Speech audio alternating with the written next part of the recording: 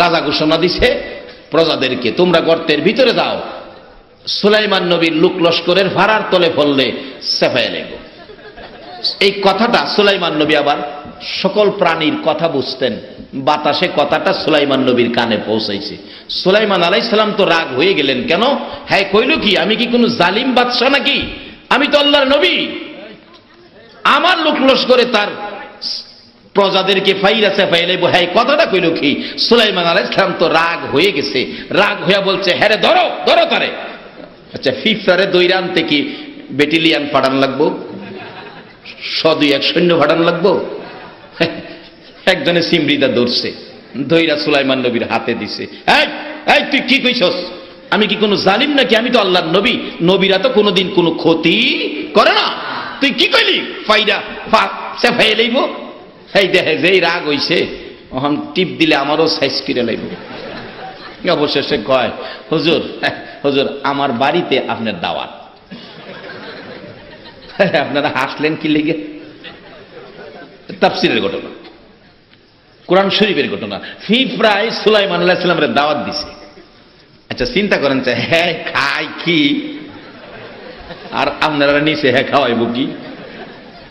ফিফরা একদিন যদি ঠিক মতে খাওন টান তারে 6.5 দিন 6 মাস বলে বইয়া খাইতারে। আচ্ছা একদিন খাওন ফিফরাই টাইন না নিলে কয়টা গম নিতারব?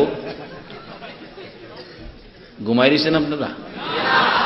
কয়টা গম নিতারব? 5-7টাই তো। একটা গম তো ফিফরার লেগা 2 বস্তার সমান। 1977 বা 78-এ ফোলা একটা আছে বন্ডা কিসিমের, মাদ্রাসাত ফইরাও সিনেমা দেখতে গেছে। উস্তাদ তো আরো চালাক, যারা শিক্ষক ছাত্র পড়া এরা চালাক নাও। করতে জানি আইসে রাত 11টার দিকে, আয়া উনি আবার সিট করতো, সকলের সিট তালাশ করে সব ঠিক মতো ঘুমাইছে কিনা, মশারি আলগিদা আলগিদা হুজুর চেক করে গেছে সব ঘুমাইছে কিনা। দেখে মাশাআল্লাহ 3লা মশারি ল্যাব দিয়া মানুষ বানায়া রেয়াল দিয়া মাথা বানাইছে। কি যে চালাক, মাথা বানাইছে রেল দিয়া, ল্যাব দা মানুষ বানায় থিয়া গেছে গা। হুজুর কই কি রে, কেমন কেমন লাগে, দুর্বল দুর্বল লাগে, হাত দেহে মানুষ নাই। এই সব ছাত্রের মধ্যে হেফজখানার জন পড়ি আমি বড়, আর বৈরব রেল স্টেশনের ইমাম হেরে জিগে এনে কইব হেও দুইজন 2 স্টেশনের ইমামতি পাইছি, কারণ এই বন্ডামন্ডিত গেছি না দীক্ষা। হ্যাঁ রেল স্টেশনের ইমাম, আমি বাস স্টেশনের ইমাম। আমরা দুইজনে কোরআন শরীফ পড়তেছি, কারণ কোরআন শরীফ মুখস্থ করা বড় কঠিন, বড় কষ্টের জিনিস। হেফজখানায় যারা পড়ে তারাই জানে বিদায় তাদের ইজ্জত কত। একজন কোরআন পড়নেওয়ালা রাস্তা দিয়ে হাইটা গেলে নূরের তৈরি ফেরেশতারা নূরের পর বিছায়া দেয়। বুশেরে যদি গলাত রশি বাইন্ধা হেফাইয়া নে, নূরের পর বিছাইব। একজন কোরআন পড়নেওয়ালা রাস্তা দিয়ে হাইটা গেলে 40 দিনের জন্য আশেপাশের কবরের আযাব বন্ধ করে দেওয়া হয়। বড় কষ্টের জিনিস। কিন্তু আমরা বইয়ে পড়তেছি, আয়া জিগাই কিরে এই 3টা কই? নাম কইতাম না, নাম কইলে গিবত হইব। এই 3টা কই? বলতে পারি না। দেখ নিচে দেখ, 2 তলার উপরে মাদ্রাসা, নিচে দেখ। নিচে দেখছে পাইছে না। আমার বাজারে দেখে আয়, বৈরব বাজার, বাজারে গেছি, বাজারেও না। এত রাত্রে বাজারে যাবো কি করতো? রাত বাজে 11টা 11:30। কয় বুঝজি কই গেছে?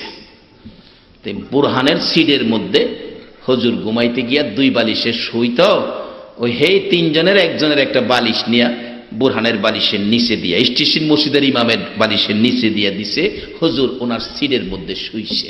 তাই তো 12টার পরেই তাইয়ে ঘুমাই দিয়েছেন আপনারা।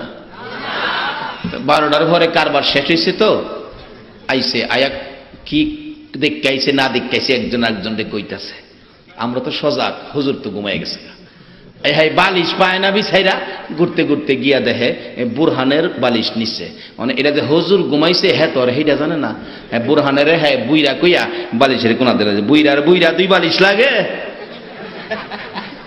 টান দিতে দেরি, যেমন সাপের লেজে টুহা মারছে আর কি, ফাট করে উঠছে। আইছে রে আইছে, এখন তো অহন কি হেরার ভিতরে বানিয়েছে, যেই রাগো আমাদের হুজুরের ওহনও আছে, বাচ্চা আছে। কি কইতাম, সফরির ডালের বেদ হাইরে বাড়ি, একটারে বাইরেতে বাইরেতে জ্ঞান হারা করছে, আরেকটারে বাইরেতে বাইরেতে সিটকিরা হুতাইছে, আরেকটারে বাইরেতে বাড়ি দিব ওই মন টাইমে দুইটারে বাইরেছে, বুড়া মানুষ তো নিজেও তো কাই লইছে, এইটারে খারাপ খারাপ গিরা মানে জিরাইতেছে আর জিরাইতেছে। তুই কেমনে গেলে রে? হ্যাঁ মধ্যে তোর তো বুঝ আসিন, তুই কেমনে গেলি মানে এটা কইতাছে আর জিরাইতেছে আর কি। এইভাবে হ্যাঁ কান্দার অভিনয় কি হুজুর আমার মনটা কইছি নাচকা ধরাত ফইরা যামু, এই কথা কইছে পরে তো হুজুর হাসি মারছে। অনেক সময় গেলাম কথায় দুঃখের মধ্যেও কি হাসি, যে হাসি মারছে হ্যাঁ ও হাসি মারছে, দুইজনে হাসি হাসির মধ্যে ব্যাগটা ফালাই দিয়া ক যা মাফ করে দিলাম, যা তো মাফ তো ভাই নাইছে, আর হেদিটারে তো লাজ বানাইছে। ফিফরা কয় সুলাইমান নবীরে হুজুর আমার টিপটাপ দেন না, আমার বাড়িতে আপনার দাওয়াত। সুলাইমান আলাইহিস সালাম কয় রে কি কইলে তুই, তুই খাস কি আমারে খাওয়াইবি কি? হুজুর দাওয়াতটা রাখেন। খরে দাওয়াতটা রাখতাম, তোর কথাই তো আমার দুঃখের মধ্যে হাসি উঠেছে গা। তুই একদিন খাওন টানলে 6 মাস খাইতারস, সারাদিনে না 6টা গম নিতারস, এই 6টা গম কি আমার হইব? হুজুর যদি আপনি দুর্বল মনে করেন আমারে, তাহলে আপনার সাথে যত মেহমান আছে, যত লোক লস্কর আছে, সব সহ আমার বাড়ির দাওয়াত। আমার আল্লাহ ডাকে, আরে সুলাইমান দাওয়াত কবুল কর, না হয় পিঁপড়া সমস্ত পৃথিবীর মানুষ দাওয়াত করে বইব। সুবহানাল্লাহ আসতে গেলেন। পিঁপড়ার মতো ছোট্ট একটা প্রাণী, আলেম ওলামারা আছে জিগেন কোরআন শরীফের একটু না। ও সুলাইমান নবী আপনি দাওয়াত, আপনার সাথে লোক লস্কর সহ দাওয়াত। আল্লাহ কয় সুলাইমান দাওয়াত কবুল কর, নাইলে ইজ্জত রাখতো না, সমস্ত মাখলুকাত দাওয়াত করে বইব। যাও দাওয়াত কবুল করলাম, খানা দানার ব্যবস্থা করো। হুজুর দাওয়াত করছি আমি, চিন্তা আপনার না, দাওয়াত করছি আমি, চিন্তা আপনার না। এমনি তো যা চোখের ফানি ছাড়ে আর দাহে, প্রভু গো আমার কি এই ক্ষমতা আছে তোমার নবীরে খাওয়াইতাম? দাওয়াত তো করছি তোমার উপরে ভরসা হই। একটা পিঁপড়ার বলে ভরসা আমার আল্লাহর উপরে। ও মুসলমান তোমার আমার ভরসা গেল কই? মিটামিটি কাটাইলাম জিন্দেগি, বলুন মিছামিছি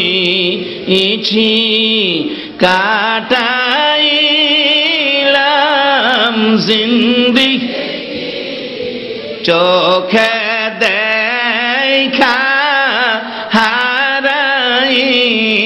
হারাইলাম বন্দেগি, হাইরে চোখে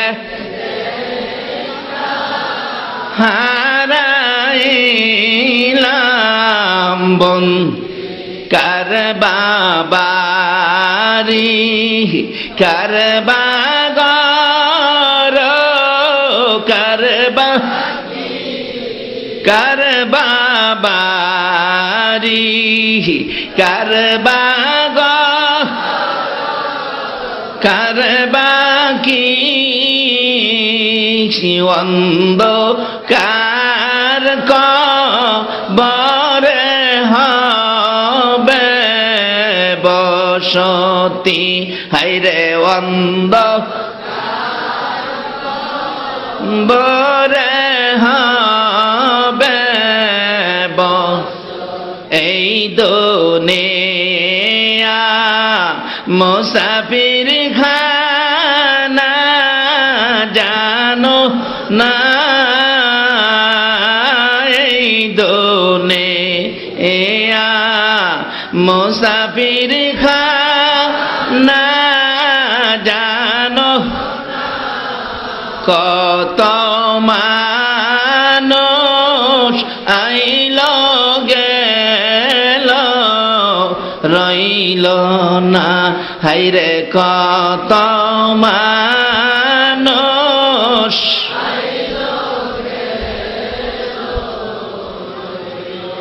বাবা রে, কত রঙের ঘর বাড়ি করছি ও বাবা, মইরা দেখেন এই ঘরের ভিতরে আর জায়গা নাই। বাবা রে বাবা, একটা মানুষ জুতা পাওয়া দেওয়া যাইতেছে না, টাইলস করা, কি সুন্দর, কেমনে দেবো, দেখলে তো মায়া লাগে। কিন্তু এই ঘরটার মধ্যে তুমি ময়রা দেহ, কত মানুষ জুতা পাওয়া যাইবো, তোমার জীবনের শেষ দেখা দেখতো। এই সময় তো না করতা, কিন্তু অহনার না করার ক্ষমতা নাই। এই সময় প্রত্যেকের আসবে কিনা বলুন বাবারা। এবার দাওয়াত দিয়া বইছে, দাওয়াত কবুল করছে। ফিফরাইডা, হে প্রভু গো, আমার কি ক্ষমতা আছে তোমার নবীরে খাওয়াইতাম, কিন্তু আমার একটাই ভরসা। কে? ভরসাটা কই? সবাই বলুন, ভরসাটা কই? এ আল্লাহ কি আছে হনো? তাহলে মুসলমানদের সকল জিনিসের ভরসা থাকবে কার উপরে? এই ঈমান, এই বিশ্বাসটা বাড়িতে নেন। মুসলমানদের সকল ভরসা থাকবে কার উপরে? এই ভরসা থাকতে গেলে আমরা কই যাইতে হইব, কি করতে হইব, এটাই তো আইতাছি আমি সামনে। এবার আল্লাহ, আমি তো দাওয়াত দিয়া বইছি, খাওয়ানোর ব্যবস্থা আপনি করেন। আমি কি খাওয়াইতাম? আমি খাই কি, হেরারে খাওয়া মুখী? আল্লাহ কই, বুঝছি আমারই খাওয়ান লাগবো। বেহেশতের থেকে একটা প্লেট খাবার পাঠাইয়া দিছে। কইছে ফিফরা রে, সুলাইমান রে কইস বিসমিল্লাহ সহ এতে বন্টন শুরু করত। বিসমিল্লাহ। অথচ এই বিসমিল্লাটা অন্য কোন নবীর জন্য বাজেট হয় নাই। এই বিসমিল্লাটা এত বরকত, এটার বাজেটটা করেছে আখিরি নবীর জন্য।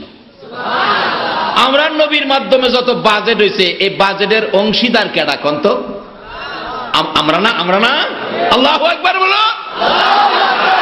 আরেকবার সুলাইমান নবী বিপদে পড়ছেন, বিসমিল্লাহটা আবার দুনিয়াতে আইছেন। কোরআন শরীফ আছে, ইন্নাহু মিন সুলাইমানা ওয়া ইন্নাহু বিসমিল্লাহির রহমানির রহিম। সুলাইমান নবী একবার কইছেন, আল্লাহ আমি তোমার সারা মাখলুকরে একক তো খানা খাওয়াইয়াম, অনুমতি দাও। আল্লাহ কয়, এটা তোর দায়িত্ব না, তুই পারতি না। না আমি পারুম, দেন দায়িত্ব, আমারই দায়িত্ব দেন, আমি অনুমতি দেন। আল্লাহ কয়, তুই পারতি না তো, এটা আমি আল্লাহর দায়িত্ব, তুই কেমনে খাওয়াইবি? কয় না, আমার মন চাইছে। কয়তে যা, পারলে খাওয়া। ফাঁক শাক করে হাই হাই টাল ফালাই দিছে। তখন আত্মুখ দিয়া সকল মাখলুক তো দাওয়াত। এর মধ্যে সমুদ্রের কিনারে একটা মাছ আয়া হা করছে, হা করে কইতেছে, সুলাইমান দাওয়াত দিছো বলে? আমার একটু কাজের ঝামেলা আছে, সাইডটা দিলে দাও, আমি খাই আগে জায়গা। এই যে হাকেরা দুই ঠোঁট ফালায় তুইছে, জিন আর ইনসান, তাফসীরের ঘটনা, জিন আর ইনসান মিলে সমস্ত মাখলুকের লেগে যে খাওন খাওয়াইছিন, এটা সবডি নিয়ে মাছের মুহ ফালাইছে। সবডি ফালাইয়া সারছে পরে দুইটা ঠোঁট জমায়া আবার হা করছে। সুলাইমান খাওন দাও, দাওয়াত দানছ। সুলাইমান কো, আমি লজ্জিত। কেন? দাওয়াত দিছ না? লজ্জিত কি আর? দাওয়াত দানছ, খাওন দাও। কই মাছ রে, লজ্জা দিস না? সমস্ত মাখলুকের লেগে যা রান্না করছিলাম সব তোর মুহ দিছি, এরপরে তুই আবার হা করছস। মাছে কয়, বাহাদুরি করো, বেটাগিরি করো, এই খাউন পাহাইয়া সারে মাখলুকে খাওয়াইবা? তুমি যেটি সবাই লেগে পাহাইছো, আমারে যেটি দিছ, এটি আমার এক নলা হইছে, এরকম 3টা নলা আমার আল্লাহ আমারে প্রত্যেক দিন খাওয়া। আচ্ছা, এই আল্লাহ আসেনি হলো, তাইলে কি এর আমাদের অভাব থাকতো, কি এর আমাদের অশান্তি থাকতো? এই মালিকের লগে লন সাক্ষাৎ করি, যোগাযোগ করি। কিভাবে করবেন? এইটা, এই রাস্তাটা পাইতে গেলে আগে চিনতে হবে নবী মুহাম্মাদুর রাসূলুল্লাহ। যে নবী নিজে না খাইয়া উম্মতের শান্তির চিন্তা করতেন। আল্লাহু আকবার বলো।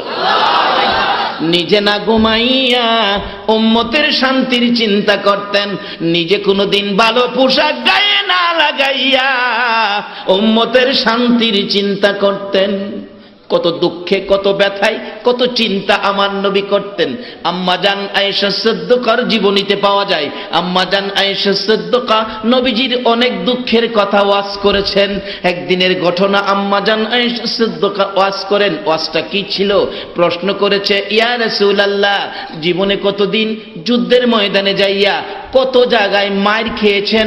নবী গো, আমি জানতে চাই কোন দিনের মার আপনার কাছে বেশি কষ্ট, বেশি ব্যথা হয়েছে? আমার নবী দুইটা চোখের পানি এতিমের মতো ছেড়ে দিছে। আয়েশা রে, মায়ের কথা মনে করিস না রে আয়েশা, মায়ের কথা মনে হইলে রে আমার তাইফের কথা মনে হয়ে যায় রে আয়েশা, তাইফের জমিনের মায়ের রে।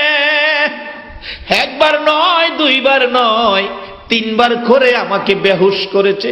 এমন মার আমি জীবনে কোথাও খাই নাই রে। তাইবের মায়ের কথা মনে হইলে এখনো আমার চোখের পানি রাখতে পারি না। মন কয় ব্যথাই যেন আমার কলিজা ফাইটা যাবে রে আয়েশা। কিছুক্ষণ পর আবার এতিমের মতো চোখের পানি ছেড়ে ছেড়ে আম্মাজান আয়েশা সিদ্দিকার দিকে তাকাইয়া তাকাইয়া ডাকে, রে আয়েশা, আর একটা ব্যথার কথা শুনো। তাইবের জমিনের মায়ের সবচেয়ে বেতার কথা রে আমার। এই তাইবের জমিনের মায়ের কথাও আমি নবী বুইলা যাই রে আয়েশা, যখন আমার গুনাহগার উম্মতের কথা মনে হইয়া যায়। তাইবের জমিনের এত কষ্ট, এত ব্যথার মায়ের যায়েদ ইবনে হারেসা বলেন, আমার নবীকে তিনবার করে বেহুশ করেছে। উঠতে পারে না, টাইনা টাইনা নবীকে উঠাইছে। হাঁটতে পারে না, ধাক্কা দিয়ে একটুখানি হাঁটাইছে। নবী যখন আবার বেহুশ হয়ে পড়ে যায়, আবার টাইনা উঠাই। তিনবার এইভাবে টাইনা উঠাইছে, টাইনা হাঁটাইছে, ধাক্কা দিয়ে হাঁটাইয়া, মারতে মারতে তিনবার করে বেহুশ। শেষবারের মাথায় এমন মার মারলো, নবীজিকে পাথরের নিচে ফালাইয়া দিছে। তাদের ধারণা আমার নবী বুঝি দুনিয়ার থেকে বিদায় হয়ে গেছে। যায়েদ ইবনে হারেসা বলেন, আমি নবীজিকে এইভাবে কোলে উঠাইলাম, নবীজি গার ছেড়ে দিছে, মন কয় নবী দুনিয়ায় নাই। একটা চিৎকার মারলাম, প্রভু গো, আমি যায়েদ ইবনে হারেসার জীবন নিয়ে যাও, আমার রাসূলের জীবন ফিরাইয়া দাও। নবীজিকে কোলে করে দৌড়াইয়া পাহাড়ের নিকটে যাইয়া একটা পাথরের উপর বসাইতে চাইলাম। বসাইতে চাইলে দেখি নবীর ক্ষতবিক্ষত শরীর, শক্ত পাথরে বসলে বুঝি কষ্ট হবে। আমি তাকিয়ে দেখি বসানোর প্রস্তুতি নেওয়ার সাথে সাথে ওই পাহাড়ের পাথর নবীর শান্তির জন্য তোলার মতো নরম হইয়া যায়।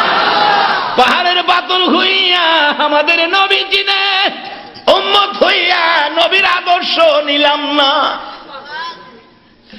যায়েদ ইবনে হারেসা বলেন, আমি নবীজিকে বসাইয়া আঞ্জাদি ধরে রাখছি, রক্ত মুবারক আমার জামা কাপড় লাল হয়ে গেছে।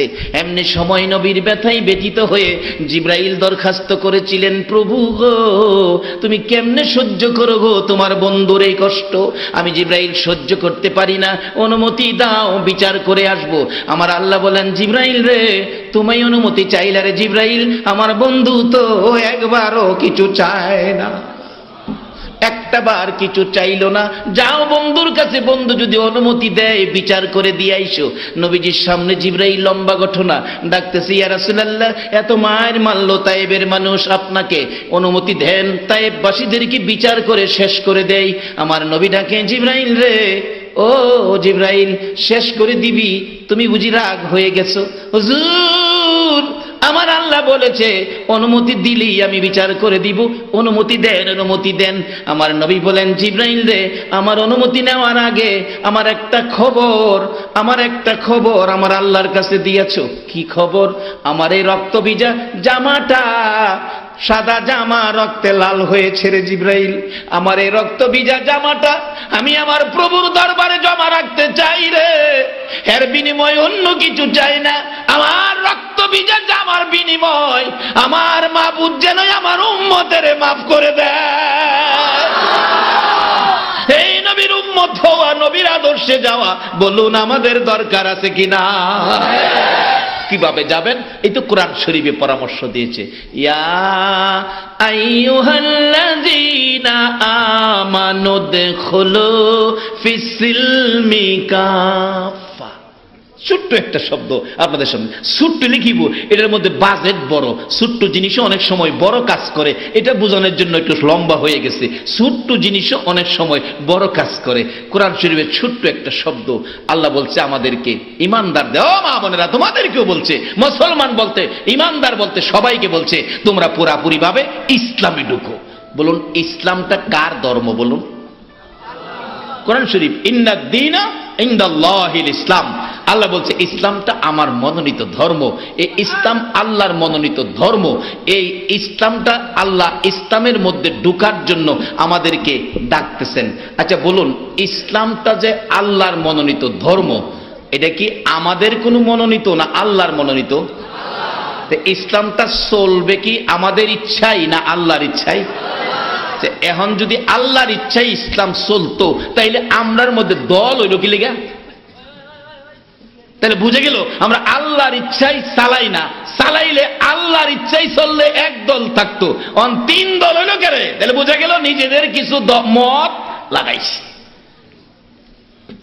আল্লাহ কইছে তোমরা ইসলামটা চিনো নাই, ইসলামটা চিনার জন্য বোঝার জন্য আল্লাহ একটা ক্যাটালগ দিছে। ক্যাটালগটা হলো কোরআন। ক্যাটালগটা কি? সবাই বলুন, ক্যাটালগ কি? কোরআন। অনেক সময় দেখেন মোবাইল কিনলে মোবাইলের সাথেও ক্যাটালগ দেয়।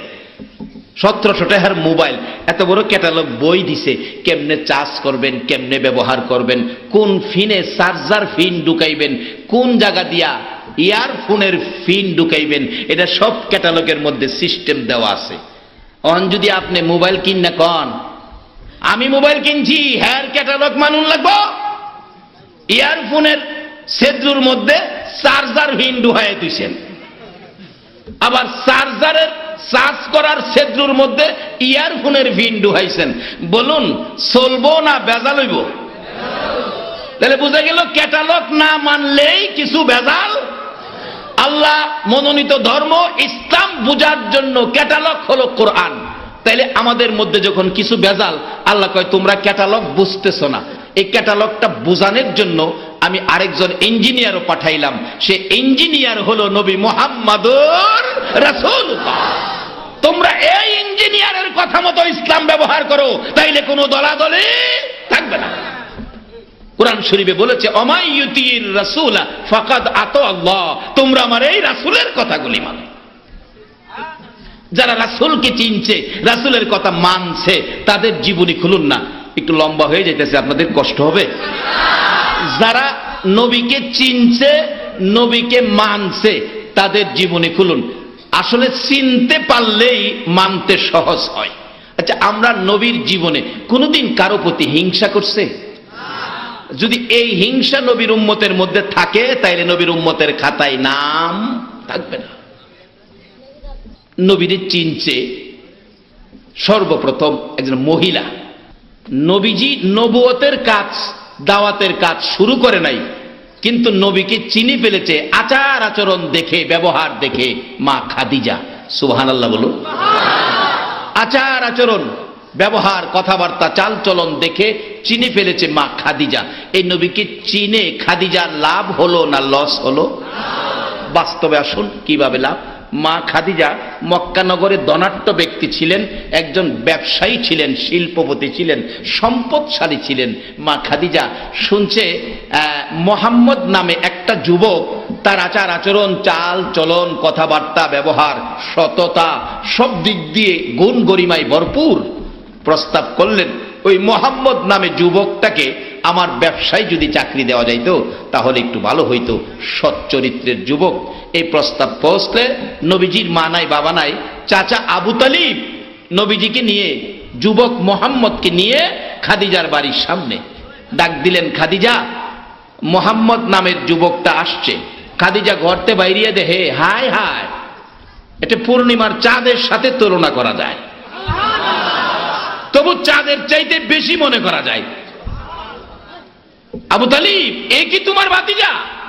হ, হায় হায়, যা শুনছি সবই তোমার ভাতিজার আছে, বিশ্বাস হয়েছে। যুবক, তোমার আমার নবী যুবক বয়সে চরিত্র কত সুন্দর, দেখলেই মানুষ বিশ্বাস করে ফেলতো। আর অহনের দিনের যুবকদেরকে বিশ্বাস করা যায়? সবাই যেমন কইলেন না। দোকানে চাকরি দিছে, ক্যাশিয়ার বানাইছে, চাবিটা ভুলে থিয়াই পড়ছে মাহাজন, সহালে গিয়া দেহে দোকানের তালা ভাঙ্গা, ক্যাশে যা আসিন। এই ঘটনা ঘটে নাই আমরা বাংলাদেশ। তবে আপনারা কি আখিরি নবীর উম্মত হইতে চান কিনা? তাহলে কি করবেন? এই যে দেখেন নবীর আদর্শ, নবীর শিক্ষা। নবীজি দাঁড়াইয়া রয়েছে, কোনো কথা কয় না, চাচার উপরে দিয়া বাতিজা কথা কয় না। আর অহনের দিনের গেলাম বাপের উপরে দাও কয়ালা, কয় না, ও কয় না, কথা কইতে বাপে কিছু, বাপে কইছে আরে বাপ দেশ না, বাপের ধমক মারে, তুমি কি জানো, তুমি কি জানো? হ্যাঁ, খুব ভালো জানে, বাপে জানে না। নবীজি চাচার উপরে দা কথা কয় না, দাঁড়ায় রয়েছে। আবু তালিব, জি, এ কি তোমার ভাতিজা? হ। আমার খুব পছন্দ হয়েছে। মা খাদিজা বলেন, তোমার ভাতিজা আমার এখানে চাকরি করবে, এটা আমি চাই, তবে ব্যবসা বাণিজ্যে তো হিসাব কিতাব করতে হয়। তোমার ভাতিজার লেখাপড়া কি, লেখাপড়ার সার্টিফিকেট কি? আবু তালিব কয়, খাদিজা এই ব্যাপারে আমি দুর্বল, কারণ ভাতিজা জীবনে কোনোদিন বাবার মুখ দেখে নাই। লেখাপড়া কে করাবে? তার তো গর্ভ থাকতেই বাবা মারা গেছে, 6 বছর বয়সে মা মারা গেছে, লেখাপড়া কে করাবে? আমি তো লেখাপড়া করাইতে পারি নাই, আর আমার জানা মতো মাদ্রাসা স্কুল কলেজে যাইতেও আমি কোনোদিন দেখি নাই। এতে বোঝা যায় নবী কি লেখাপড়া জানে না।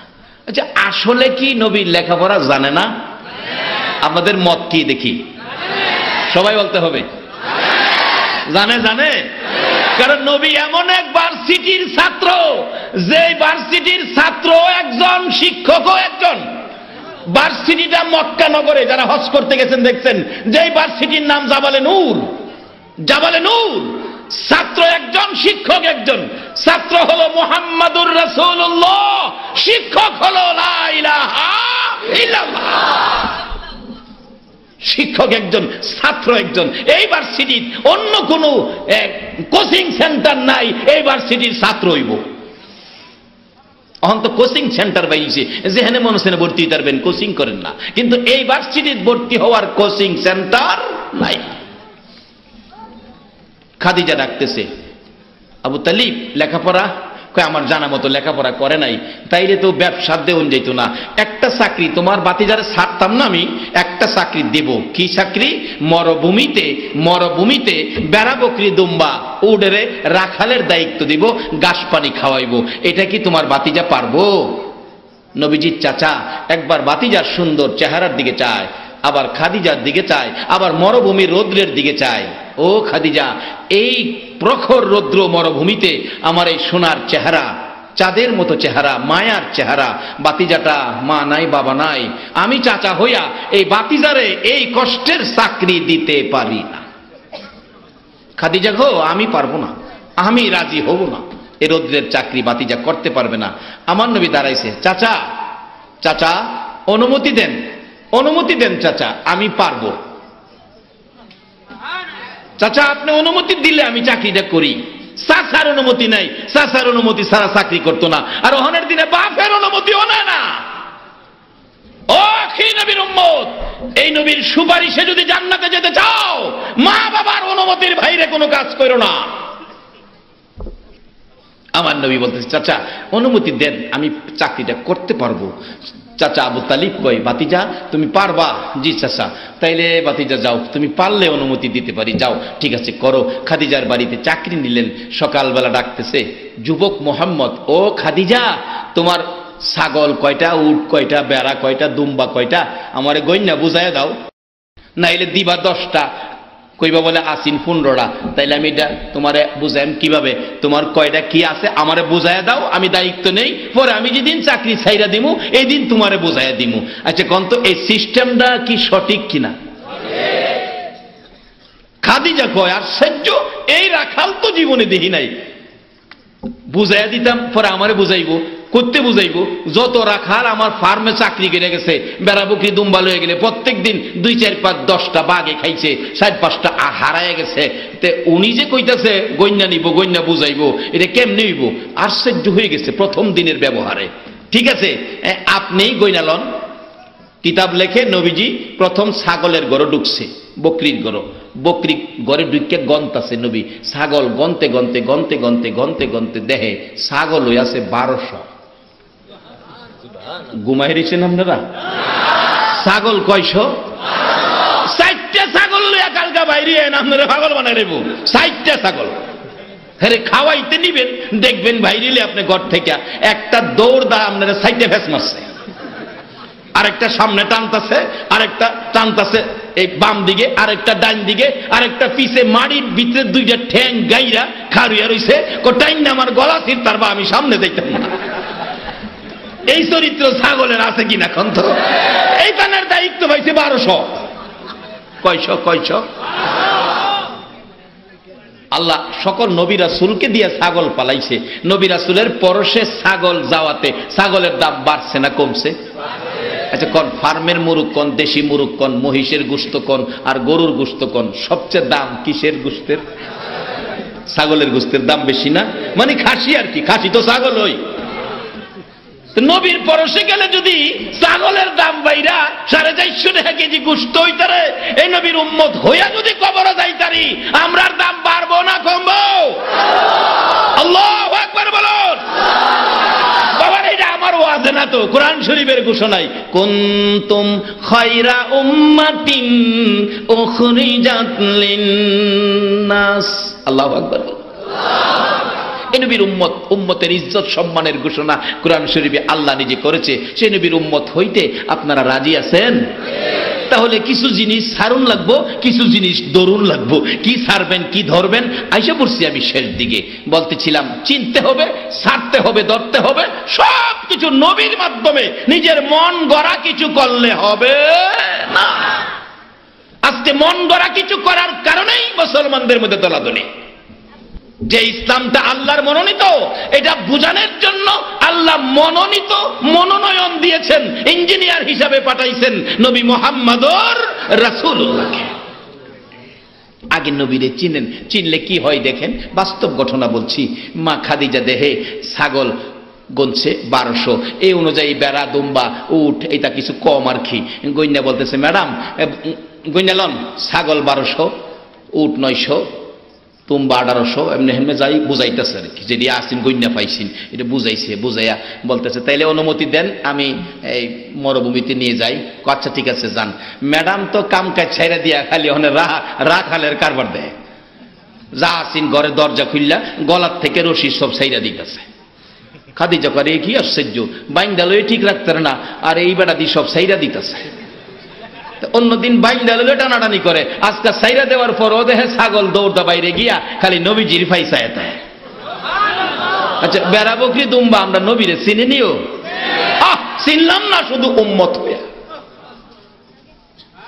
আম্মা জান আয়েশা সিদ্দিকা বলেন, আমার নবী আমার হুজরায় ঘুমিয়েছিলেন, রাত্র গভীর, ঘুমের ঘরে জিবরাইল এসে কানের গোড়ায় মুখ লাগাইয়া ডাক দিলেন, ইয়া রাসূলুল্লাহ, আপনি উম্মতের দরদি নবী, এইভাবে যদি ঘুমিয়ে থাকেন কোন সময় আপনার গুনাহগার উম্মতের কান্না কাঁদবেন?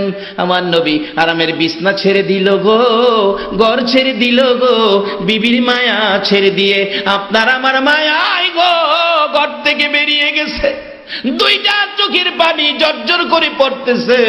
যাইতে যাইতে যাইতে যাইতে মদিনার শেষ প্রান্তে যাইয়া নিরিবিলি জায়গায় পাহাড়ের নিচে সেজদাই পড়ে ডাকতেছে, মাবুদ ঘর সাল্লাম গো, বিছানা সাল্লাম গো, বিবির মায়া সাল্লাম গো, উম্মতের মায়াই পড়ে সেজদাই পড়ে গেলাম, যতক্ষণ পর্যন্ত আমার উম্মতের মাফ না দিবে গো আমি নবী মাথা উঠাইব না।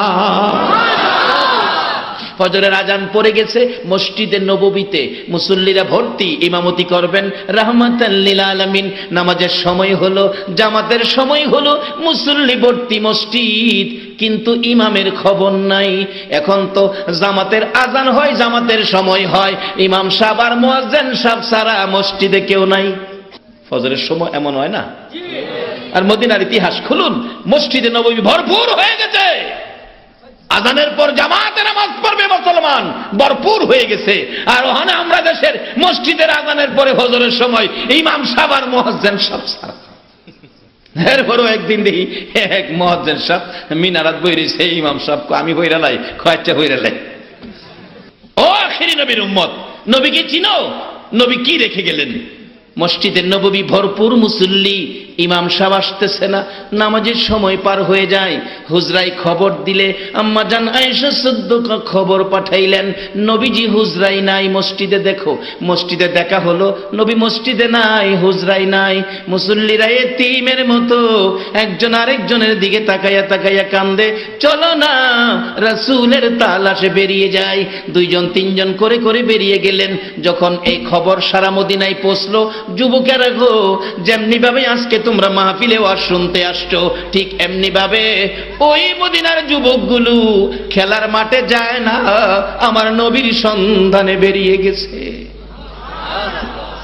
যেইভাবে নবীর সন্ধানে মদিনার যুবকেরা বেরিয়েছে, যেইভাবে মসজিদে নববীর মুসল্লিরা নবীর তালাশে বেরিয়ে গেছে, শুধু তারাই শেষ নয়, মদিনার মা বোনেরা পর্যন্ত কেউ রান্নাঘরে যায় না, একজন আরেকজনের দিকে লক্ষ্য করে বাড়িতে যায়। খবর কি পাইছো না?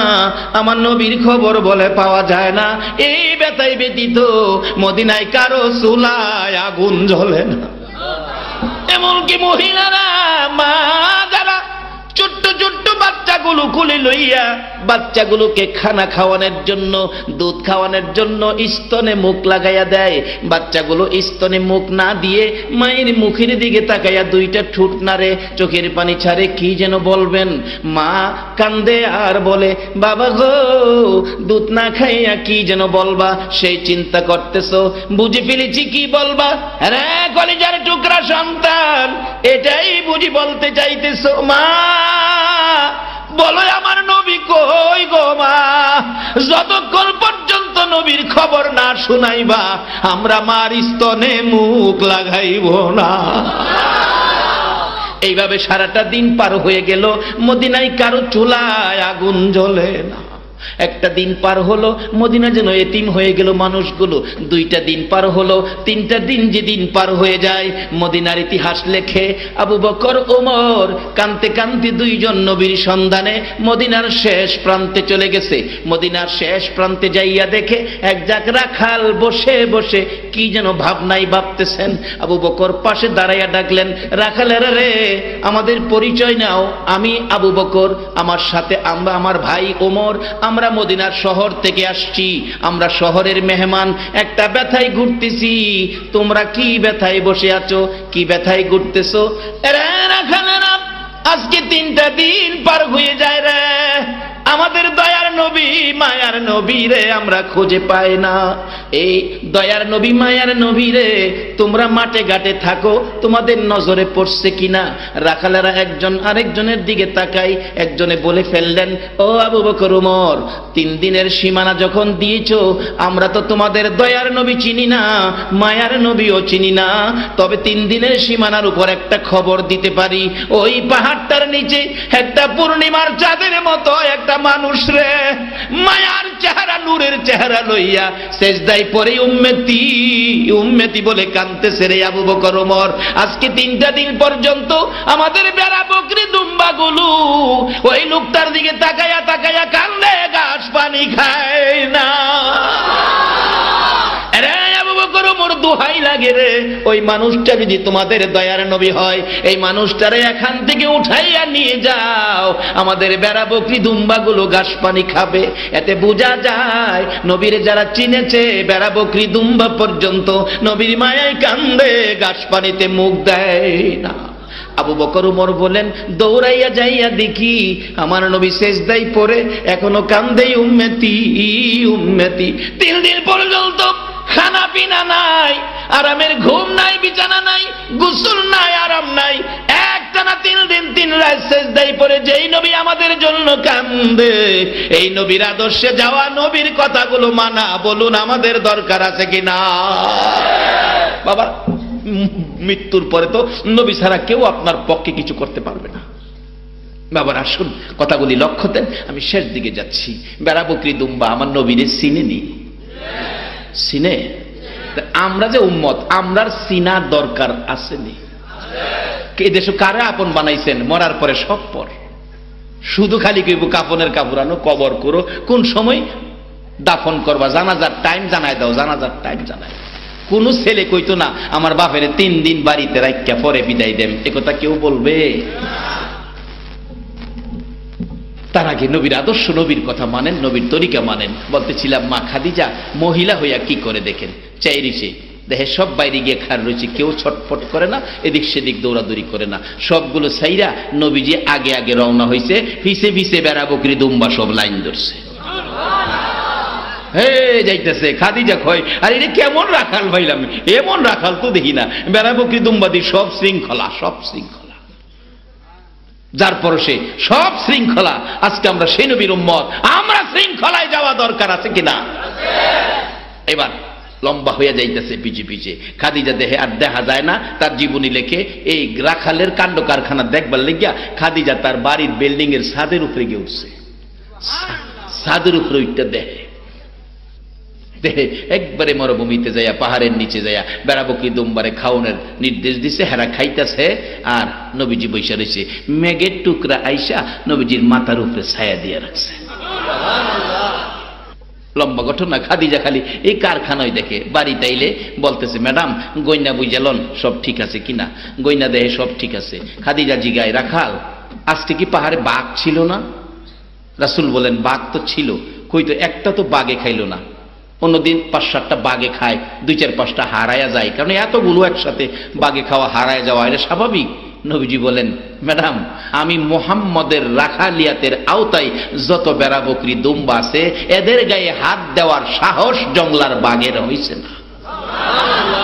নবীর রাখালিয়াতের আওতায় বেড়া বকরি দুম্বার গায়ে যদি বাঘে হাত দেওয়ার সাহস না থাকে, এই নবীর উম্মত হইয়া যদি কবরে যাইতারি আযাবের ফেরেশতার হাত দেওয়ার সাহস থাকবে? মশাই ফাইলে ছাড়ে না। মশা ঘুমাই দেখেন, কারেন্ট নাই, জামা কাপড় খুললে গরমের রাত্রে ঘুমাই দেখেন মশা কানের কাছে গান গান কয়, গুন গুন গুন গুন গুন গুন গুন গুনা গুন ঘুমের গুন গো বন্ধু ঘুমাও গো গুনের বন্ধু ঘুমাও, ইঞ্জেকশন বাউ করতাছি। আমারও সারে না, সুযোগ পাইলাম। আসুন আমরা আল্লাহ মনোনীত ধর্ম ইসলাম বুঝার জন্য নবীর আদর্শে যাই, নবীর তরিকায় যাই। বলতেছিলাম খাদিজা দেহে কি ঘটনা রে, সব ঠিক আছে, বাঘে বলে খায় না। এইভাবে কয়েকদিন দেখে আরেকদিন দেখে নবীজি গরম বেশি তো মরুভূমির গরম পাহাড়ের কিনারে একটা পাথরের উপর এভাবে হাতটা দিয়ে নবীজি ঘুমাই দিছে। উপরে মেঘের টুকরা ছায়া দিতেছে, কিন্তু অনেক সময় গরম বেশি হইলে ঘরের ভিতরেও গরম। ঘুমাই দিছেন, ফ্যানের বাতাসও গরম হয়ে যায়। গরমটা প্রচন্ড, রৌদ্র তো গরমটা বেশি। নবীজির বুঝতে গরম গরম ভাত দেখে অজগর সাপ এসে নবীজির পাশে বসে ফনা ধরে তাল পাতার পাখার মতো মাথাটা করে নবীজির চেহারা মুবারকে বাতাস করতেছে। কিসে কিসে করে, কিসে? আর আমরা মশাই ভাইলে আমরা ইঞ্জেকশন করে বলে ইসলামে পুরাপুরি ঢুকলে হুজুর বাসন যাইব, সাপে কামড় দিত কি, আর সাপে খেদমত কেন তো বলবাইতো না। বাস্তব বাদশাহ ইব্রাহিম ইবনে আদহামের জীবনী। ইব্রাহিম ইবনে আদহাম পলকের বাদশাহ ছিলেন। বাদশার জীবনী খুলুন, অনেক লম্বা ঘটনা। সাপে কই কামড় দিব, আখেরি নবীর উম্মত পুরাপুরি ভাবে ইসলামে ঢুকার কারণে সাপ রাত্র গভীর বাদশাহী ছেড়ে আল্লাহর তালাশে ইসলাম নিয়ে বেরিয়ে গেলেন।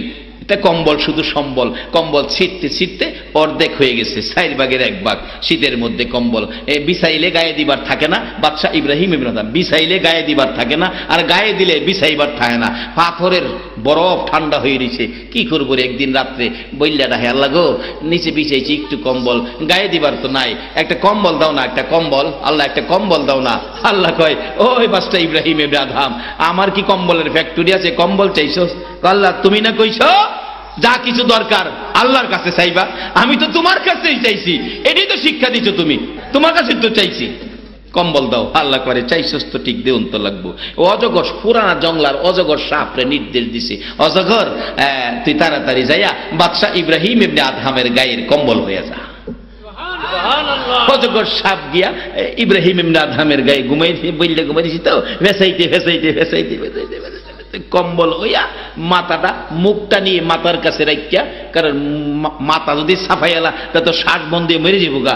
সাপের মুখের গরম শ্বাসটা মাথার মধ্যে মারতেছে। দেখবেন ঠান্ডার সময় ভিতরতে শ্বাস বাড়িলে গরম হয়, আর গরমের সময় শ্বাস বাড়িলে কি হয়? সেকেন্ড গরমে অতিষ্ঠ গরম, কিছুই নাই ফাঁকা টাকা, দেখবেন ঠান্ডার শার্টের বোতামটা খুললা এরকম করে। আচ্ছা, এটা গরমে লেগে করে না ঠান্ডা লেগে করে? আর দেখেন প্রচন্ড শীত, লেফে মানে না, না মুহে লেপটা দিয়া 2-3টা ফুল যখন লেপের ভিতরে মারছে, ভিতরে কি হয়েছে এখন তো গরম হয়ে গেছে। এই সিস্টেম কে করছে? এই আল্লাহরে চিনুন, বলুন আমাদের দরকার আছে কিনা। বান্দা কেমনে তুমি আল্লাহরে বলে গেলা, তোমারে কত কিছু দিছে, একদিন হিসাব করলা না।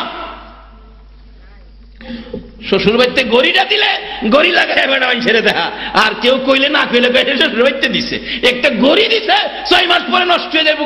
এত দেখান মান ছেড়ে দেখায় না, মাথার থেকে পায়ের পাতা পর্যন্ত যে আল্লাহ তোমাকে এত কিছু দিয়েছে, একদিন তো কইলা না আমার আল্লাহর দেওয়া এগুলি।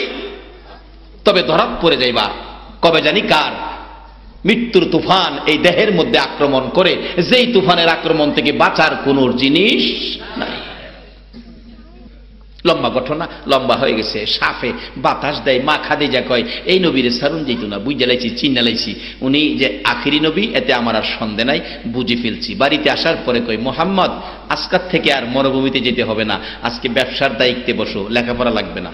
আচ্ছা নবী যে এই ব্যবসায় বসে, ব্যবসায় লাভ হইব না লস হইব? লাভ হওয়ার কারণ কি? নবী কোনোদিন মাফে কম। আর আমরা দেশে তো আপনাদের এলাকায় আজকে আমাদের এলাকায় আসছে জমির ফসল, বেগুনই ধরেন, বেগুন ফাইরা যেটি ফুয়া খাওয়া বেগুন এটি বস্তার ভিতরে দেয় আর উফরেদা দেয় বানাবে, সই পারছে বেজাইলে সইটি ভিতরে দিছে, বালুডি উফরে দিছে, এইভাবে সাজায়া মাশাল্লাহ উফরের বালা দেখাইয়া বেজাল একদমে বেচালা। কিন্তু নবীর চরিত্রে এগুলি নাই। ব্যবসা এত সুন্দর সুনাম কিছুদিনের মধ্যে, ব্যবসা এত হলো। খাদিজা রাখতেছে লম্বা ঘটনা, ও মোহাম্মদ তোমার ব্যবসায় আমি সন্তুষ্ট, আমি এখন সব চিনে ফেলেছি। ও বংশের মুরব্বীরা, গার্জিয়ানেরা একটা কথা শুনেন, কি আমাকে আমার ব্যবসার ম্যানেজার মোহাম্মদের সাথে, আমার রাখাল মোহাম্মদের সাথে আমি খাদিজাকে বিবাহ লাগাইয়া দেন। গার্জিয়ানেরা, বংশের মুরব্বীরা বলেন খাদিজা গো তুমি পাগল হতে পারো গো, আমরা পাগল না গো খাদিজা, তোমার এত ধন সম্পদ, বাড়িঘর, ব্যবসা বাণিজ্য, অনেক শান শৌকত, এরা খাদিজা মোহাম্মদ নামে যুবকটার নাই, কিছুই নাই। 1 নম্বরে মা নাই, বাবা নাই, বাড়ি নাই, ঘর নাই, চাচার ঘরে থাকে, জন সম্পদ নাই, ব্যবসার মালামাল নাই, উট নাই, বেড়া নাই, বকরি নাই, দুম্বা নাই, নগদ টাকা পয়সা নাই, তার কাছে তোমাকে বিবাহ আমরা দিতে পারি না। খাদিজা ডাকে, রে আমার বংশের মুরব্বীরা, তোমরা যদি রাজি না হও, মোহাম্মদের কিছু নাই বলে গো, আমার হাতে কলম দাও, আমার হাতে খাতা দাও, আমি খাদিজা আমার ব্যবসার মালামাল, নগদ টাকা, বেড়া, বকরি, দুম্বা, উট সহ, আমার বাড়িঘর সহ, আমি খাদিজার জীবন জৈবন সব মোহাম্মদের নামে দান করে দিলাম। দাও দাও আমি খাদিজাকে ধনী মুহাম্মদের কাছে বিবাহ দিয়ে দাও। বিবাহ দিয়ে দিলেন, কালিমা গ্রহণ করলেন, মুসলমান হলেন, নবীর পক্ষে নিলেন, সকল মুমিনের মা হয়ে গেলেন। আল্লাহু আকবার বলুন। যেদিন খাদিজা নবীর পক্ষ নিয়েছে, এই কোরআনের পক্ষ নিয়েছে, আমার আল্লাহ কত ভালোবাসা দিয়েছে মা খাদিজার জীবনী। যেদিন জগৎ থেকে বিদায় হবেন, মা খাদিজা চোখের পানি ছেড়ে ছেড়ে কাঁদতেছিলেন। আমার নবী সামনে বসে আছে, খাদিজা গো কেন তুমি এইভাবে কান্দো গো খাদিজা, এত কিছু দিয়ে আমাকে ভালোবেসেছো, ভালোবাসার বিনিময় তো তোমাকে দিব আমি। খাদিজা বলেন, ইয়া রাসূলুল্লাহ আমি তো আপনার জন্য সব দিয়েছি, আমি বেশি কিছু চাই না, আমার 3টা জিনিস দিলেই আমি খুশি হব। কি 3টা জিনিস হুজুর? প্রথম নাম্বার হলো, আমি খাদিজাকে যেদিন আমার মৃত্যু হবে, বাজারের কিনা কাফন আমার গায়ে লাগায়েন না গো নবী, আপনার একটা পাঞ্জাবি মুবারক দিয়ে আমারে কাফন পরাইয়া দিবে। নবীর পাঞ্জাবি যদি আমার গায়ে থাকে, আমার বিশ্বাস আযাবের ফেরেশতারা আমারে কিছুই জিগাইবে না। হুজুর 2 নাম্বার দাবি হলো, আমাকে যেই কবরে শোয়াবেন, আমারে শোয়ানোর আগে আগে আপনি নবী আমার কবরটার মধ্যে একটু শুয়ে আসবেন। যারা হজ করতে গেছেন মক্কাতে জান্নাতুল মুআল্লার মধ্যে যাইয়া দেখবেন, আমার নবী যেই কবরে শুইয়া খাদিজাকে শুয়াইছে, এখনো সেই জান্নাতের বাগান জলমল করতেছে। মা খাদিজা বলেন, ইয়া রাসূলুল্লাহ আমার 2 নাম্বার দাবি হলো, আমাকে যে কবরে শোয়াবেন গো নবী, এই কবরটার ভিতরে আপনি আগে একটু শুয়ে আসবেন। বলুন নবী যেই কবরে শুয়ে আসবো, এই কবরে আযাবের গন্ধ থাকবে কিনা? যেই ঘরে নবী আছে, বলুন ঘরটার ভিতরে রহমত বরকত আছে কিনা? কেমন রহমত? আসুন বাস্তবতায় যাই। ভারতের ঘটনা, ভারতের ইতিহাস বেশি দিনের আগের ঘটনা নয়। ডক্টর শিবশক্তি নামে একজন হিন্দু ভদ্রলোক, ডক্টর শিবশক্তি, 70 লক্ষ হিন্দু যারা দেবতার মতো পূজা করত। এই বেটার গড় একদিন নবীজি গিয়া ঢুকছে স্বপ্ন যুগে। হিন্দুর ঘরে যদি যাইতারে, আমরার ঘরে একদিন নবী আইতারে না? আমরা তো দ্বিতীয় দাবিটা নবীর স্বপ্নই দেখতাম। হিন্দুর ঘর ডক্টর শিব শক্তি গিয়া নবীজি ডুইকা কয়, ও ডক্টর শিব শক্তি, এত বড় বেড়া হয়ে গেছস গা, আমি নবী আইছি তোরে কালিমা ভরাইতাম, কি ব্যাপার পড়বি? ডক্টর শিব শক্তি কয়, হুজুর কোন কি, আপনি আইছেন মদিনার থেকে, আর দেরি করুম, নবীজির হাত ধরে কালিমা পড়ে মুসলমান হয়ে গেছে। সকালবেলা ঘুম থেকে উঠে অন্যদিন সূর্যের পূজা করত, আগুনের পূজা করত, গাছের পূজা করত, বাথরুমের পূজা করত, যত পূজা আছে সব করত, কিন্তু আজকা করতে বাইর হয় না। সকালবেলা নাস্তার টাইম হয়েছে, বাইর হয় না, বিবি সাপ নাস্তা বানায়া ঘরের দরজায়, ঠাকুর কর্তা, ও ঠাকুর কর্তা, ব্যাপার কি, আজটা কি পূজা টুজা ছাইরা দিলেন? দরজা খুলেন, নাস্তা লই আইছি। শিব শক্তি দরজা খুলছে, কি ব্যাপার, গর্তে বাইরন না, ব্যাপার কি, পূজা টুজা ছাইরা দিলেন নাকি? ডক্টর শিব শক্তি বলেন, বিবি গো, আমি কেন ঘর থেকে বাহির হই না গো বিবি, আমার ঘরের দরজায় দাঁড়াইয়া তুমি কি টের পাও নাই? বিবি চোখটা বড় করে ঘুরাইয়া ঘুরাইয়া দেখে, আর চোখের পানি ছেড়ে দিছে। স্বামী গো, বলো সত্য করে ঘটনা কি, তোমার ঘরটা দি জান্নাতের বাগান হইয়া রইছে। স্বামী, তোমার ঘরের ভিতরে তাকাইয়া দেখি ঘরটা যেন রহমত বরকতে ভরপুর, সুগন্ধিতে যেন ভরপুর হইয়াছে। কোন মহান অতিথি তোমার ঘরে আসছিল, সত্য করে বলো গো স্বামী। বিবি রে, আমার কপাল ভালো রে, ভাগ্য ভালো রে, মদিনার কামলেওয়ালা নবী এসে আজকে রাত্রে আমারে কালিমা পড়াইয়া গেছে, আজকে রাত্রে আমাকে মুসলমান বানাইয়া গেছে। যেদিন থেকে ডক্টর শিব শক্তির নাম পরিবর্তন হয়েছিল ডক্টর ইসলামুল হক, বাংলাদেশে উনি এসে গেছে। বিবি কই, স্বামী তাই নাকি? হ, যে ঘরে নবী আইছে ঘরটা রহমত হয়েছে কিনা বলুন? এই নবীর আদর্শে ঘরে নেন, এই নবীর তরিকা ঘরে নেন, আল্লাহর কসম এখনো আপনার ঘরে রহমত আসবে।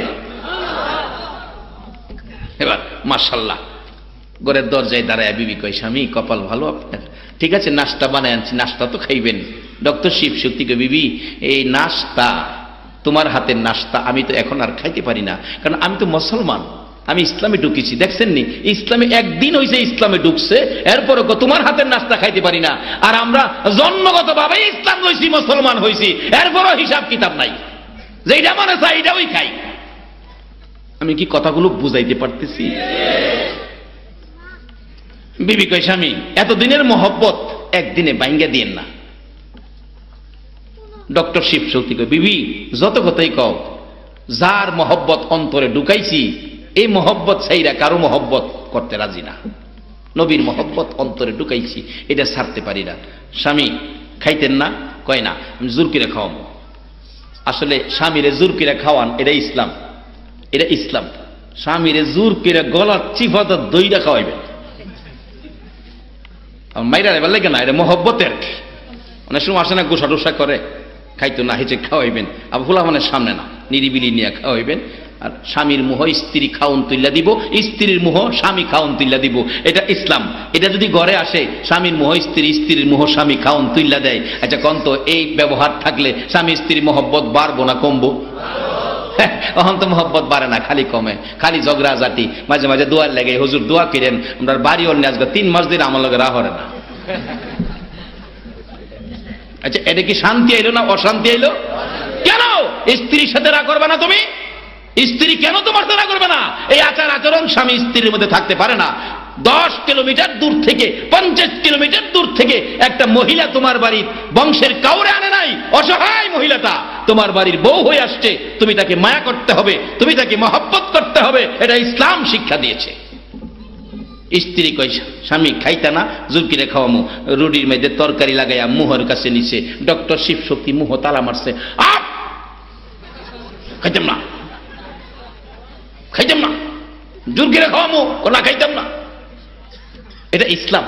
বলে হুজুর হ্যাঁ তো ইসলাম পড়ে না, ইসলাম আনে নাই। ডক্টর শিব শক্তির বিবি, হ্যাঁ ইসলাম কেমনে পাইলো? আর ভাবার পরে আইছে, এবার বাস্তব ঘটনা আই পড়ছি তো, এবার কোনো কিছুতেই চেষ্টা করে পারতেছে না, অবশেষে বিবি ডাক মারছে, স্বামী আর গোপন রাখতে পারলাম না, খান বই পায়েন না গো স্বামী, যেই সময় আপনাকে আমার নবী কালিমা পড়াইয়া যাইতেছিল গো স্বামী, যাওয়ার পথে আমারও কালিমা পড়াইয়া গেছে। কিছুক্ষণ এখনের মধ্যে ইসলাম কি সুন্দর সিস্টেম দিয়েছে। সেই ইসলামটা আল্লাহর মনোনীত, সেই শ্রেষ্ঠ ধর্ম ইসলামের মধ্যে আমরা দীক্ষিত, কিন্তু আচার আচরণের মধ্যে ভেজাল। মৃত্যুর তুফান আসার আগে এই ভেজালগুলি দূর করুন, আল্লাহ সেই তৌফিক দেখ। সকলে বলুন আমিন।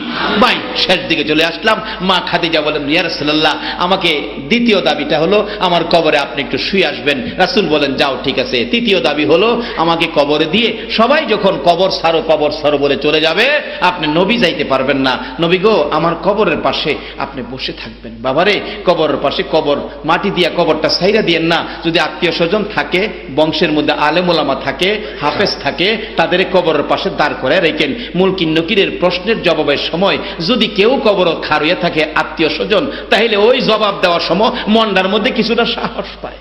দেখছি কিন্ডারগার্টেন স্কুলে যখন বাচ্চারা, কুচি কুচি বাচ্চারা পরীক্ষা দিবে, মা, খালা, আপা, ভাই দেখবেন দরজার কাছে খাড়িয়ে থাকে। পরীক্ষার সময় পরীক্ষা দেয়, যদি দেখে মা খাড় রয়েছে, তখন বাচ্চারার ভিতরে ভয় থাকে না। ঠিক কবরের মধ্যে তাদেরও যখন মুনকির নকির আসবে, কি যে অবস্থা হবে, কলিজা ছিঁড়ে যাবে ভয়ে। ওই সময় যদি নিজস্ব কোনো জ্ঞানী নেককার মানুষ কবরের পাশে দাঁড়াইয়া থাকে, কিতাবে আসছে, ওই ব্যক্তিরা কিছুটা সাহস পায়। আমার নবীর প্রাণ প্রিয় বিবি মা খাদিজা বলছেন, ইয়া রাসূলুল্লাহ, 3 নাম্বার দাবি হলো আমার কবরের পাশে আপনি বসে থাকবেন। মুনকির নকিরের সওয়ালের জবাব আপনি নবী আদায় করে দিবেন। রাসূল বলেন, যাও ঠিক আছে। লম্বা ঘটনা সংক্ষেপ। মৃত্যু হয়ে গেলে কাফন পরাইয়া দাফন করে নবীজি কবরের পাশে বসে আছে। মুনকির নকির আসতেছে না, ঘন্টার পর ঘন্টা পার হয়ে যায়। আমার নবী পেরেশান হয়ে গেলেন, ঘটনা কি, মুনকির নকির কেন আসতেছে না? আমার আল্লাহ ডাকে, জিবরাইল যা রে, আমার বন্ধুর কাছে যা, খবর পৌঁছে দাও। বন্ধু আর এখানে বসে থাকতে হবে না রে জিবরাইল। আমার খাদিজা যেদিন আমার নবীর ভালোবাসায় আমি আল্লাহকে খুশি করার জন্য জীবন জৈবন ধন সম্পদ টাকা পয়সা সব দান করে দিয়েছিল, নবীর পক্ষ নিয়েছিল, সেদিন তো আমি আল্লাহ খাদিজার পক্ষে গিয়েছিলাম। এই ধন সম্পদ দান করে দেওয়ার কারণে আমি আল্লাহ খাদিজার পক্ষে গিয়েছি। বিদায় আজকে খাদিজার পক্ষের মুনকির নকিরের সওয়ালের জবাব আমার নবীর দিতে হবে না রে জিবরাইল, আমি আল্লাহ নিজে খাদিজার জবাব আদায় করে দিয়েছি। সেই দরজা আমাদের জন্য এখনো খোলা আছে। বাবারা, আসুন নবী চিনি, নবীর পক্ষে যাই, দেহটাকে মৃত্যুর তুফান আসার আগে পরিষ্কার করি, জামাতের সহিত নামাজ পড়ি, মা বাবার কথা মতো চলি। আল্লাহ আমাদেরকে সেই বুঝ দেখ। সকলে বলুন আমিন। বাবার, আসুন এখন দোয়া হবে। আসুন নবী চিনি, নবীর পক্ষে যাই, দেহটাকে মৃত্যুর তুফান আসার আগে পরিষ্কার করি, জামাতের সহিত নামাজ পড়ি, মা বাবার কথা মতো চলি। আল্লাহ আমাদেরকে সেই বুঝ দেখ। সকলে বলুন আমিন। বাবার, আসুন এখন দোয়া হবে। মহব্বতে দরুদ শরীফ পড়ুন। আল্লাহুম্মা সাল্লি সাইয়্যিদিনা মাওলানা মুহাম্মদ ওয়া আলা আলি সাইয়্যিদিনা জনাব মাহতাব ভাই মাওনা চৌরাস্তা থেকে আসছে ক্যাসেট করার জন্য। ওনাকে অনুমোদন দেওয়া আছে, কাগজে অনুমোদন দেওয়া। ওনার আব্বা তাবলিগ জামাতের বড় একজন কর্মী ছিলেন, আজকে দুনিয়ায় নাই। আল্লাহ যেন ওনাকে মাফ করে জান্নাতের ফয়সালা দেন। সকলে বলুন আমিন। আসুন দোয়া করি। আস্তাগফিরুল্লাহ রাব্বি মিন কুল্লি যামবিন ওয়া আতুবু ইলাই, লা হাওলা ওয়ালা কুওয়াতা ইল্লা বিল্লাহিল আলিয়্যিল আযীম। আল্লাহুম্মা আমিন। ربنا ظلمنا أنفسنا وإن لم تغفر لنا وترحمنا لنكونن من الخاسرين رب ارحمهما كما ربياني صغيرا رب العالمين মায়া নজরে তাকিয়ে দেখো গো তোমার আদরের বান্দা বান্দিরা আরামের ঘুম হারাম করে কেন জানি আজকের মাহফিলে এতিমের মতো বসে আছে। দুটো করে হাত ভিক্ষুকের মতো তোমার দুয়ারে বাড়াইছে। এই বৃষ্টি শুরু হয়ে যাওয়ার পরেও তারা তো বৃষ্টিতে বাড়িতে গেল না, কোরআনের মজলিসে বসে এত রাত পর্যন্ত কষ্ট করে তোমার দরবারে হাত বাড়াইছে। মাবুদ গো, তুমি জিগাও না তোমার বান্দারা কেন তোমার কাছে হাত বাড়াইছে। দুনিয়ায় দেখছি সন্তানেরা যদি মার কাছে হাত বাড়ায়, মা টাইনা কুলে নেয়, দুই হাতে চুমো দেয় আর বলতে থাকে, বাবারে আমার কাছে হাত বাড়াইছো, আমার দি মন চায় তোমারে কলিজাটা খুইলা দিয়া দিতাম। বাবার কাছে সন্তান হাত বাড়াইলে কলিজাটা খুইলা দিয়া দিতাম। বাবার কাছে সন্তান হাত বাড়াইলে বাবা টাইনা কুলে নেয়, পকেট থেকে 500 টাকার নোট বাহির করে দেয়। মার মতো দরদি সন্তানের হাত বাড়াইলে টাইনা কুলে নেয়, কলিজা সিরা দিতে চাই। বাবার মতো দরদি সন্তান হাত বাড়াইলে 500 টাকার নোট দিয়ে দেয়। তোমার 99 ভাগ মায়ার দুয়ারে তোমার আদুরের বান্দারা হাত বাড়াইছে গো আল্লাহ। আল্লাহ গো, তোমার আদুরের বান্দা 99 ভাগ মায়ার দুয়ারে হাত বাড়াইছে। মা বাবার মতো দরদি যদি হাত খালি না দেয়, তুমি কেমনে তোমার বান্দার হাত খালি ফিরাইবা গো আল্লাহ? ফিরাইও না, ঘুরাইও না। কার জীবনে কত গুনাহ হিসাব জিগাইও না। কে মেয়ে কে পুরুষ কাউরে কিছু কইও না। আজকের মাহফিলের উসিলায় আমাদের সকলের জীবনের গুনাহগুলো ক্ষমা করে দাও আল্লাহ গো। জীবনের গুনাহ ক্ষমার আসার দরখাস্তের পর আরেকটা দরখাস্ত করি, তুমি রাগ হইও না। তুমি যদি রাগ হও, তোমার বান্দার মনের দুঃখ লইয়া কই যাইব রে আল্লাহ? আমি জানি না এত রাত পর্যন্ত মোনাজাতের আশাই রে কার মনে জানি কি ব্যথা গো আল্লাহ। কার মনে জানি ব্যথা মানাই গো দরদি মা। মাগো ও মা, তুমি কই গো মা? যার বাবা নাই রে, বাবা হারা কে জানি হাত বাড়াইছে। বাবা সন্তানের কত মায়া করত, মাতার গাম বাবার পাতায় পড়ত। সারাদিন কষ্ট করে বাড়িতে রওনা হইলে বাবা কোনো দিন খালি হাতে বাড়িতে গেছে না। সন্তান কমলা চাইছে, রিকশাওয়ালা বাবা সারাদিন রিকশা চালাইয়া প্রয়োজনীয় বাজার করে কমলার পয়সা হয় নাই। আরো বাবা বাজারগুলো দোকানে রাইখা রে 2 ঘন্টা সময় বেশি রিকশা চালাইছে। রাত্র 10টায় কমলার পয়সা রোজগার হইছে, কমলা লইয়া বাবা বাড়িতে গেছে। যায়া দেখে কমলা খাওইন না ঘুমাইয়া রইছে। বাবা মাতার পাশে বসে ডাকে, আরে বাবা ও আমার কমলা খাওইন না রে, উঠো তোমার বাবা কমলা লইয়া আইছে। মা নিষেধ দিছে, ছেলেটা ঘুমাইছে, বিরক্ত কইরো না। কেন বিরক্ত করতেছো? বাবা বলছে তুমি তো জানো না আমার বাবা কমলা চাইছে, কমলার জন্য 2 ঘন্টা সময় রিকশা বেশি চালাইছি। 4টা কমলা আনছি গো, একটা কমলা যদি না খাওয়াইতে পারি আমি বাবার সারা রাত ঘুম হবে না। এই দরদি বাবা কার জানি দুনিয়ায় নাই, দরদি মা কার জানি দুনিয়ায় নাই। যেই বাবা মা সন্তানের জন্য কত মায়া গো, সন্তান কোথাও গেলে রাত্র 10টা বাইজা গেছে বাড়িতে আসে না। বাবা ডাকতেছে, ও সন্তানের মা হারিকেনটা ধরায়া দাও, আমি বাস স্ট্যান্ড পর্যন্ত যাই। বাস স্ট্যান্ড যায় বাবা দাঁড়াইয়া রইছে গো এতিমের মতো। একটা বাস যদি আইসা স্ট্যান্ডে লাগছে, বাবা দৌড়ায়া যায় দরজাটার কিনারে দাঁড়াইছে।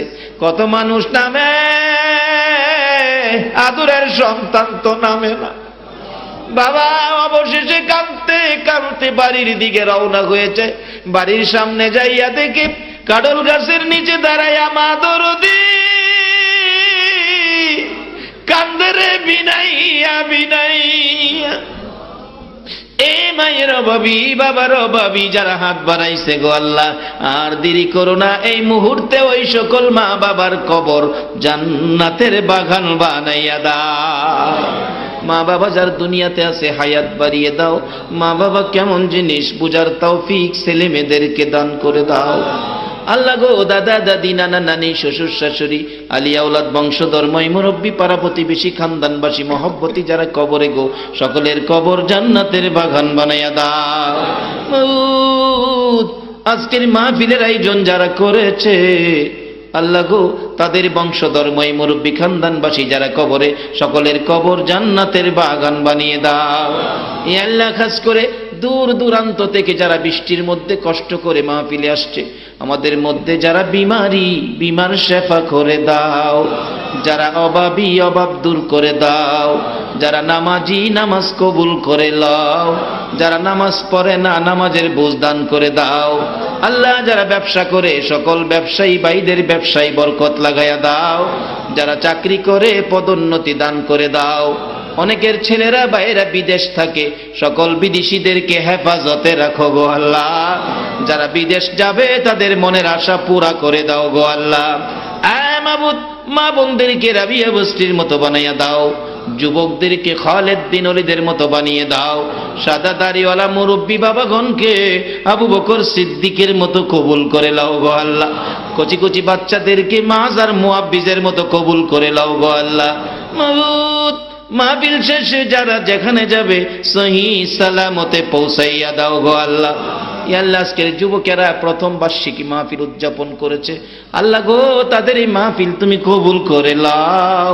কিয়ামত পর্যন্ত এই জমিনে একটা মাহফিল তুমি কায়েম রাখো গো আল্লাহ। এই মাহফিলে যারা আসবে, সাহায্য সহযোগিতা করেছে, করবে, সকলকে তুমি কাল কিয়ামতে নবীর গুদারায় উঠাইয়া ফুলসিরাতের ফুল পার করে দিও গো আল্লাহ। আল্লাহ গো আরেকটা দরখাস্ত করি, তুমি রাগ হইও না। আমাদের দ্বিতীয় একটা দাবি ছিল, তোমার নবীর একদিন ঘুমের ঘরে স্বপ্নে দেখবো গো আল্লাহ। এই মাহফিলের কষ্টের বিনিময় আর কিছু দাও বা না দাও, তোমার নবীর একদিন ঘুমের ঘরে স্বপ্নে দেখাইয়া দাও। নবীজিকে স্বপ্নে দেখাইয়া আমাদের সকলের কলিজা ঠান্ডা করে দাও। আল্লাহ গো সবগুলো দরখাস্ত কবুল আর মঞ্জুর করে লাও। ও সাল্লাল্লাহু তাআলা আলা খায়রি খালকিহি মুহাম্মাদিন ওয়া আলা আলিহি ওয়া আসহাবিহি আজমাইন বিহাক্কি লা ইলাহা ইল্লাল্লাহু মুহাম্মাদুর রাসূল।